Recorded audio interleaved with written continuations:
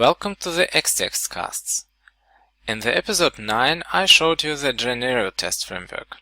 It uses Xtext to bring the testing experience on the new level. You can use a nice DSL together with an Xtend to write unit tests and the nice cucumber-like syntax to write integration tests and acceptance tests.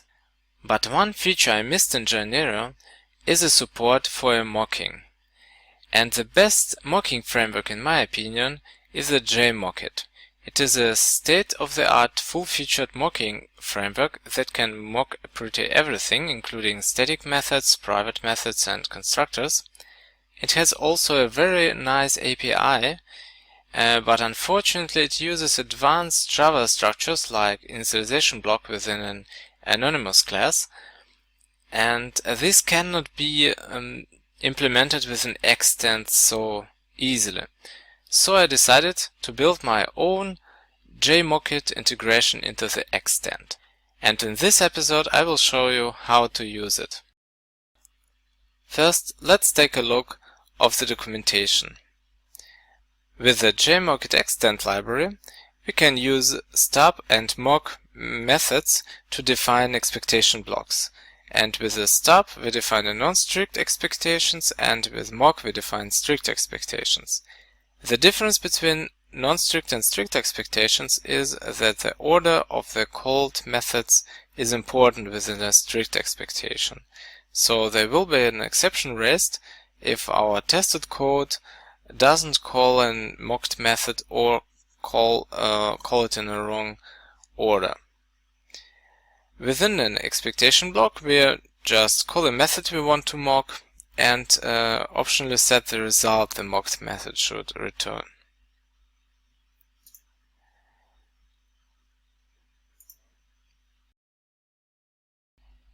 We can also specify which parameter we expect to be passed to the method.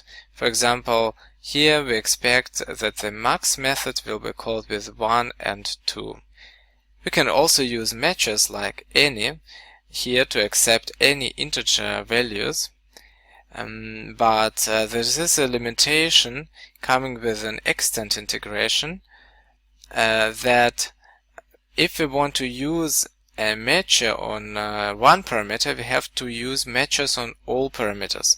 So this with match is exactly the match is omitted here, so we expect exactly 3 to be passed here, like we expect exactly 2 to be passed on the first line. But we have to use this with matcher because we used a matcher on the first parameter. And on this third line we use a match on the first parameter and no match on the second parameter, and this is going to be an error. Now let's build a simple echo-like application using test-driven development. So I create a new Java project and call it simple echo. Then go to the properties, Java build path, libraries, and add the JMockit jar downloaded from the JMockit homepage. Then add the Xtend library and add JUnit version 4 library. In order to download the Xtend JMockit library, I go to the download section and open the single JMockit extension Java file. Then copy it and paste it into the source directory. And there will be another more convenient way of downloading this library using Maven or a simple jar file. Now let's add a first test. And this will be the Xtend file, of course. And let's call it test1. And here first we import static extension JMockit extension. Then we add our first test. And the idea is that our program gets one argument and print it. And if we get no arguments, we expect just a simple error message. We say test error if no arguments. And in our test we have some expectation error using mock method and then call to our program. And the arguments can be passed with this empty array list casted to the string array. And so in this case, no arguments get passed. We expect that some error gets printed using println. So we mock this println method, and we say we expect that this string, that passed string, contains error word. So we can ensure that this is going to be an error message. And since this print line is not accepting string but everything else, the actual accepting object, we have to force this type to be a string. So this contains method get bound right. This has a downside. If a println method gets called with an integer, for example, then we get a class cast exception, but this is not bad because there's going to be an error anyway.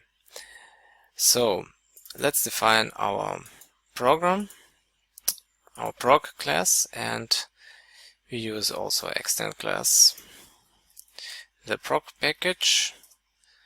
Then we put a simple main method here, and after importing prog class, we should be able to run the test. And of course it should fail. And it did.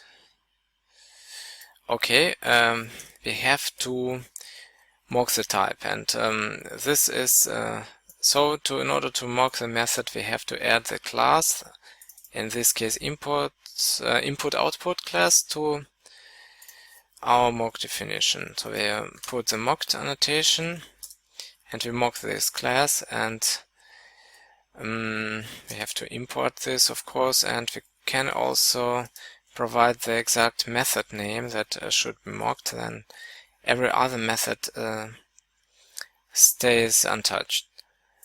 And now we have the right error message. Actually, there is a bug within JMockit library that will be fixed.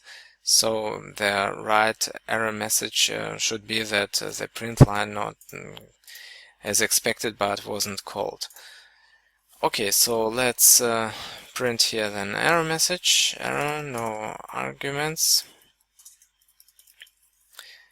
and then our test is fine. Actually, I would like to call here system exit 1, and of course we have to test it first. So I put it here, and again I have to if I run the test now, this will be still green, since the system exit method or system class was not mocked. Actually, this system exit got called, so the program terminated at this point. So we add mocked annotation with methods exit,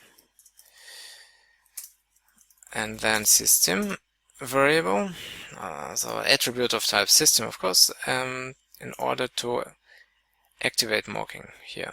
And this is the expected error message, missing invocation, with argument 1. So we add it here, and this test should be green again.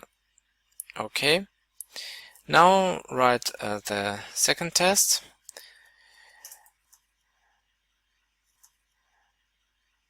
Test argument get printed, and here we pass in this case an argument test1, and we expect our print method called with exact test1, and then we expect to the exit 0 call, but there's actually no need for the system exit 0, so we would like to expect it optionally, but definitely not expect exit 1.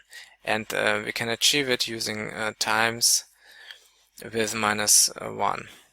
So let's run the test and see it failing.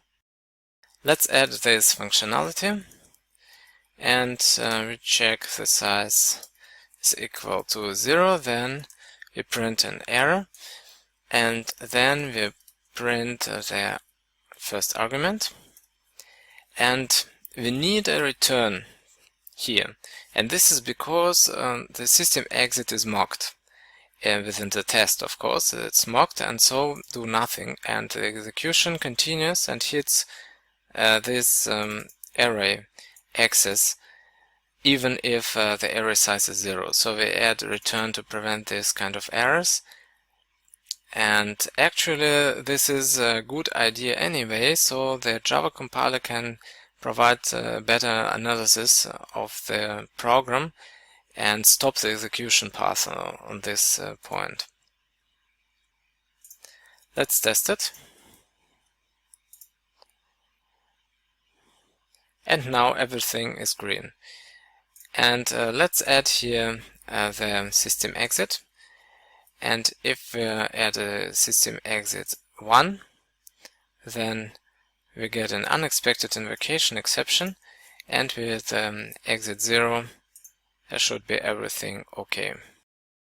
And now we are done with our program, and we have 2 little very good readable tests. I showed you how to use JMockit with Xtend, but you can also use JMockit with Genero in exactly the same way. In fact, all the JMockit-Xtend tests are written as Genero specs. Within the Genero spec you have to import the static extension like we did in the Xtend test, and all the mocking functionality will be available to you.